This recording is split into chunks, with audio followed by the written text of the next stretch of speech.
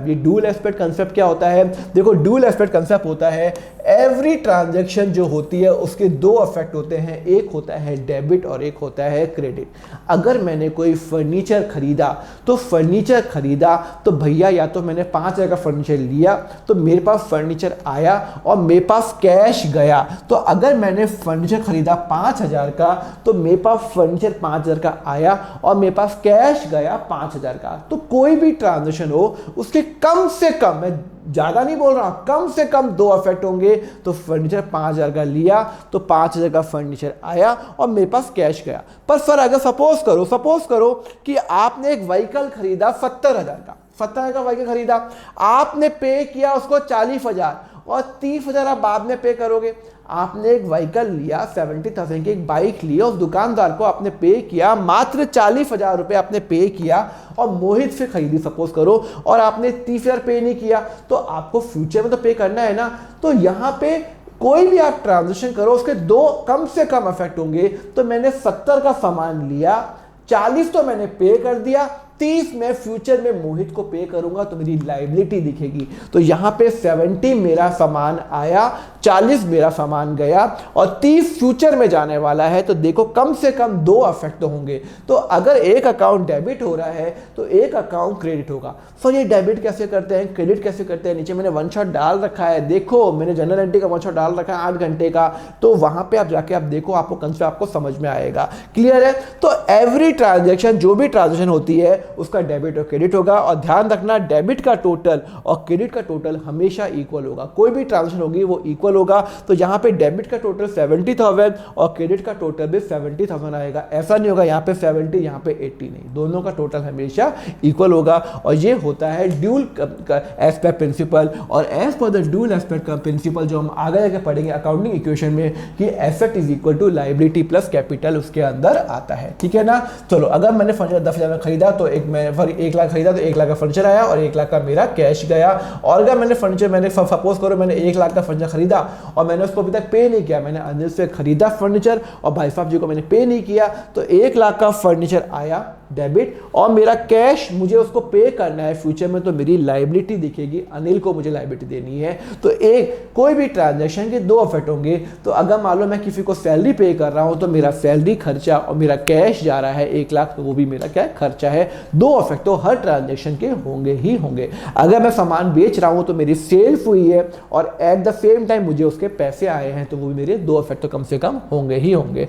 Clear है? चलो ये आप बताओ, land purchase for 1 lakh, out of 1 lakh मैंने 70,000 ही पे किया and balance is due, how the transaction recorded. अभी अपन जनरल एंट्री में नहीं आ रहे, पर मैं आपको ये बता रहा हूं, अभी आपको जनरल एंट्री मैंने सिखाई नहीं है। तो लैंड डेबिट मैं 1 लाख से करूंगा क्योंकि लैंड डेबिट हो रहा है, मेरा कैश जा रहा है 70,000 से और मैंने किससे पे किया? सपोज करो मैंने पे किया बैलेंस, सपोज करो कि मैंने टू आउटस्टैंडिंग 30,000 रुपये, बाकी का मुझे पे करना है। मतलब कोई भी आप एंट्री करोगे उसके दो कम से कम इफेक्ट होंगे ही होंगे और डेबिट का टोटल और क्रेडिट का टोटल हमेशा इक्वल होगा। क्लियर है? तो मैंने आपको ड्यूल एस्पेक्ट भी बता दिया। अब मैं आपको बताऊंगा रिवेन्यू रिकॉग्नाइजेशन कंसेप्ट। ये रिवेन्यू रिकॉग्निशन कंसेप्ट क्या होता है? देखो, रिवेन्यू रिकॉग्निशन कंसेप्ट होता है कि जब भी आप कोई ट्रांजेक्शन करो, सपोज करो कि मैंने कोई शर्ट बेचा 27,000, ये एक्यूरल कंसेप्ट का ही पार्ट है। एक्यूरल कंसेप्ट में एक्सपेंस और इनकम दोनों आते हैं, रिवेन्यू रिकॉग्निशन में सिर्फ रिवेन्यू का पार्ट डिस्कस किया हुआ है। इसका मतलब है आपने जब ट्रांजैक्शन कर ली है, अगर मैंने किसी को सामान बेचा है, कितने का सामान बेचा है? 5,000 का, तो वो जो 5,000 का सामान मैंने कब बेचा है? 27 मार्च को, तो मैं 27 मार्च को ही रिवेन्यू रिकॉग्नाइज करूंगा। मैं अगले साल, पैसा मुझे अगले साल आया, मैंने उसको बेचा 5,000 का सामान, उसने मुझे पैसा 5 अप्रैल को दिया, वो भी 3,000 रुपये दिया, अभी 2,000 रुपये दिया। मैंने सामान बेचा 5,000 का, उसने कहा, मैंने कहा पैसे दे दे, उसने कहा बाद में दूंगा। उसने 3,000 रुपये मुझे 5 अप्रैल को दिए और अभी तक 2,000 रुपये नहीं दिए, उससे कोई फर्क नहीं पड़ता। मेरी ट्रांजैक्शन कब हुई है? 27 मार्च को, तो मैं 27 मार्च को जो भी मेरा अकाउंटिंग पीरियड में आ रहा है 22-23 के अंदर, तो मैं उसको रिकॉग्नाइज कर लूंगा। तो as per revenue recognition concept, revenue is computable recognize when the transaction is entered. यहाँ पे ट्रांजैक्शन यहाँ पे एंटर हुई है, तो मेरी जो सेल्स होगी 1 अप्रैल 22 से लेके 31 मार्च 23 तक, तो मेरी सेल्स मैं यहाँ पे रिकॉग्नाइज करूँगा 5,000 रुपये। मुझे भले 3,000 रुपये बाद में मिले, उससे कोई मतलब नहीं है, मेरी सेल्स कब हुई है यहाँ पे रिकॉग्नाइज करूँगा। क्लियर है? Revenues recorded when the sales is made and not when the cash is receive. Cash मिलना या ना मिलना वो बात की बात है, आपने सामान का बेचा वो इंपॉर्टेंट है। तो बताओ, रिलायबल लिमिटेड ने 5 लाख का सामान बेचा, out of the company have receive only 3 lakh. अरे मुझे क्या करना, 3 लाख मिले या 2 लाख मिले, मैंने सामान कितने का बेचा, 5 लाख, तो मैं कितने पे रिकॉर्ड करूंगा, मैं तो 5 लाख पे ही रिकॉर्ड करूंगा। सामान 5 लाख का बिक गया, 3 लाख का भी आए, 2 लाख बाद में आ जाएंगे, ओके, तो मैं 5 लाख का यहाँ पे रिकॉग्नाइज करूंगा। क्लियर है? दूसरा, मैंने सामान बेचा 5 लाख का, कंपनी को 3 लाख की कैश मिला, 40,000 चेक में मिला, बैलेंस अभी तक मिला, कितने का रहा, 5 लाख का सामान बेचा ना, 5 लाख में ही रिकॉर्ड करूंगा। 5 लाख का सामान 5 लाख में रिकॉर्ड करूंगा, पैसे क्या है वो बात की बात है। क्लियर है? तो रिवेन्यू रिकॉग्निशन कॉन्सेप्ट बोलता है कि आपको उतने पे रिकॉर्ड करना जितने पे आपकी डीलिंग हुई है, 5 लाख पे डीलिंग आपकी हुई है। क्वेश्चन 3 आपके लिए होमवर्क है, बताओ, मैंने इफ एंटरप्राइज सोल्ड 50,000 ऑन 29 मार्च, मुझे इतना कैश मिला। अरे भैया 50,000 का मेरा बिक गया ना सामान, तो या तो ये आंसर होगा या ये होगा या ये होगा। कब बिका? 29 मार्च 2022 को, मतलब 21-22 ईयर के अंदर मिला, तो 21-22 तो मेरा आंसर हो गया, मेरा ये हो गया। क्लियर है? चलो, अब मैंने आपको रेवेन्यू रिकॉग्निशन बता दिया, अब मैं आपको बता रहा हूँ what is a matching concept. ये मैचिंग कंसेप्ट क्या होता है? देखो, मैचिंग कंसेप्ट होता है, according to this concept expense for the accounting treatment are match against the related revenue rather than the cash receive and cash paid. Example बता रहा हूं, सपोज करो एक बिल्डिंग का मुझे कॉन्ट्रैक्ट आया। क्या आया? एक बिल्डिंग का मैंने कॉन्ट्रैक्ट लिया, मैंने कहा उस पूरी बिल्डिंग बनाने के मैं 30 लाख रुपए लूंगा। एक बिल्डिंग का मैंने कॉन्ट्रैक्ट लिया बनाने का, और उस बिल्डिंग को मैंने कहा कि मैं 30 लाख रुपीस लूंगा। अब उस 30 लाख रुपीस में से पूरी बिल्डिंग का कॉन्ट्रैक्ट लिया, कितने फ्लोर है, 1, 2 और 3। मैंने इस साल सिर्फ 2 फ्लोर ही कंप्लीट किए, इस साल 2 फ्लोर ही कंप्लीट किए। भाई साहब ने मुझे 30 लाख रुपए दे दिए। भाई साहब ने, जिसको मैंने बिल्डिंग का कॉन्ट्रैक्ट लिया था, उसने मुझे 30 लाख रुपए पूरे दे दिए, बट मैंने इस साल सिर्फ 2 ही फ्लोर कंप्लीट किए हैं। तो मैं अपनी बुक्स में रिकॉर्ड रिवेन्यू कितना करूंगा, 30 लाख, या फिर सपोज करो हर फ्लोर का 10 लाख रुपए होता है। तो मैंने तो इस साल 2 फ्लोर ही बनाए ना, तो मैंने इस साल मेहनत कितनी की, 2 फ्लोर की, तो मेरी इस साल की जो इनकम होगी वो 20 लाख की होगी। अब आप बोलोगे सर आपको पैसा एडवांस में मिल गया, अरे यार एडवांस तो मिल जाता है, आप मुझसे 11th पढ़ रहे हो, आप बोलोगे सर मुझे आपसे सीए भी पढ़नी, मैं सीए के पैसे अभी दे दूं, तो यार आपने मुझे सीए के पैसे अभी दे दिए, तो आपने सपोज करो 5,000 रुपये मुझे सीए की फीस आज दे दी, तो भैया मैं इस साल रिकॉग्नाइज नहीं करूंगा। आपने कैश दिया, मैं ये लिखूंगा आपने मुझे एडवांस दिया, मेरी इनकम तो रही हुई। इनकम जब होगी जब मैं आपको सीए पढ़ाऊंगा, तब मेरी उससे इनकम होगी। क्लियर है? तो यहां पे मेरी 10 लाख है। अब टोटल कितने हैं, 30 लाख रुपीज है। अब मैंने कॉन्ट्रैक्ट 30 लाख का लिया, पर मैंने 2 फ्लोर ही बनाए, तो 20 लाख रुपए का मैं रिवेन्यू रिकॉग्नाइज करूंगा। तो as per the revenue the expense of the accounting match rather than cash if your cash paid, first revenue recognise then cost incurred should be recognise. Clear है? Outstanding if not paid in cash, okay, ये सब मैं आप एक बार ये पढ़ लो।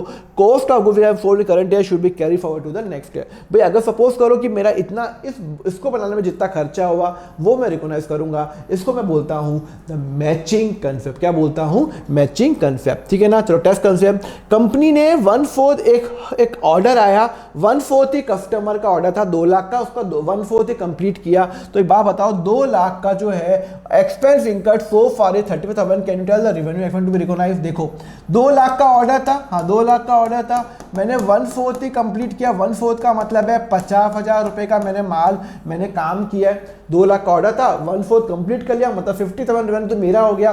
50,000 revenue में फिर मेरा 35,000 रुपए खर्चा हो गया इस साल, तो मेरा 15,000 रुपए क्या हो गया, मेरा प्रॉफिट निकल गया। क्लियर है? ओके, तो ये है मेरा matching concept. Reliable limited has paid 70,000 as advance rental of 20 से 24। क्या मैं उसको एज ए एक्सपेंस रिकॉग्नाइज कर सकता हूँ? नहीं।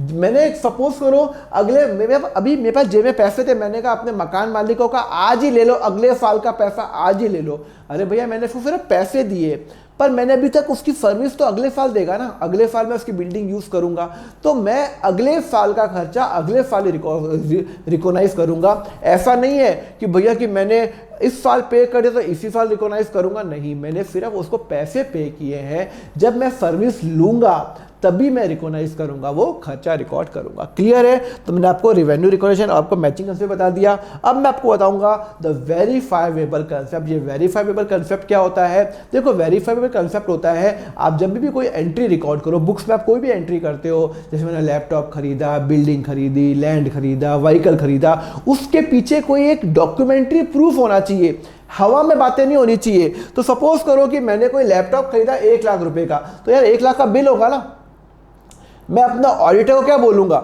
मैंने अगर लैपटॉप का 1 लाख का, तो ऐसा तो नहीं कि मैं इसको 1,50,000 में रिकॉर्ड करूंगा या 70,000 में रिकॉर्ड करूंगा। अगर मैं 70,000 में रिकॉर्ड कर रहा हूं तो मेरे पास बिल भी 70,000 का होना चाहिए ना। ऐसे नहीं मैं हवा में बोलूंगा कि भैया मैं तो 1 लाख का लैपटॉप खरीदा, मैं रिकॉर्ड कर रहा हूं 80,000 में। अगर आप 80,000 में रिकॉर्ड कर रहे हो तो आपके पास उसका बिल होना चाहिए 80,000 का। तो आप कुछ भी रिकॉर्ड करो, कुछ भी रिकॉर्ड करोगे तो उसके पास एक डॉक्यूमेंट्री प्रूफ होना चाहिए। As per this concept accounting treatment should be evidence supported by a business document. तो अगर आपने लैपटॉप लिया 1 लाख का तो उसका बिल होना चाहिए, गाड़ी ली 15 लाख का तो 15 लाख का भाई साहब आपके पास उसका बिल होना चाहिए। क्लियर है? तो सचिन ने एक फर्नीचर खरीदा 2 लाख का without bill, can he record है बिजनेस एक्सपेंडिचर? भैया 2 लाख का सामान खरीदा, कोई बिल भी नहीं है, आप रिकॉर्ड नहीं कर सकते। आपको बिल तो चाहिए, जिससे आपने सामान खरीदा उससे आपको बिल तो लाना ही पड़ेगा, तभी तो वो एक्सपेंस अलाउेबल होगा। ऑडिटर बोलेगा ये 2 लाख रुपए का आपने कोई सामान खरीदा ही नहीं, या आपने चोरी की, बिल ही नहीं है, बिल तो होना चाहिए ना, तो बिल आपका हर में होना चाहिए। सचिन ने परचेज किया ऑफिस के लिए 2 lakh, bill have been made for 1,70,000 only. वो बोलता है मैं 2 लाख का सामान खरीदा, बिल 1,70,000 का ही है, तो भैया 1,70,000 का ही रिकॉर्ड करूंगा, 2 लाख का रिकॉर्ड नहीं कर सकता। जितने का बिल होगा उतने का मैं रिकॉर्ड करूंगा। क्लियर है? समझ में आया? चलो ये हो गया आपका वेरीफाइबल कंसेप्ट भी हो गया। अब मैं आऊंगा आपका अकाउंटिंग कन्वेंशन क्या होता है। Accounting convention that is very important. पर अगर मैं आपको बताता हूं, अगर आपको नोट्स चाहिए ना तो प्लीज आप नीचे मैंने लिंक दिया हुआ है, आप आके जाके डाउनलोड कर सकते हो। प्लस मेरा जो ज्वाइन नाउ बटन पे क्लिक करो, 11th और 12th का बहुत सारे बच्चों ने ज्वाइन किया हुआ है। 400 घंटे का लेक्चर, 11th का 160 आवर, 12th का 240 आवर, इसका आप स्क्रीनशॉट ले लो, आप उसको ज्वाइन कर सकते हो। या 1000 क्वेश्चन क्लास 12th तक कराए, कुछ कोचिंग ज्वाइन करने की रिक्वायरमेंट नहीं है, और 400 क्वेश्चन क्लास 11th में कराए, step by step white board के अंदर मैंने रिकॉर्ड किए हुए हैं, and it is sufficient to score 100% marks in your board exam.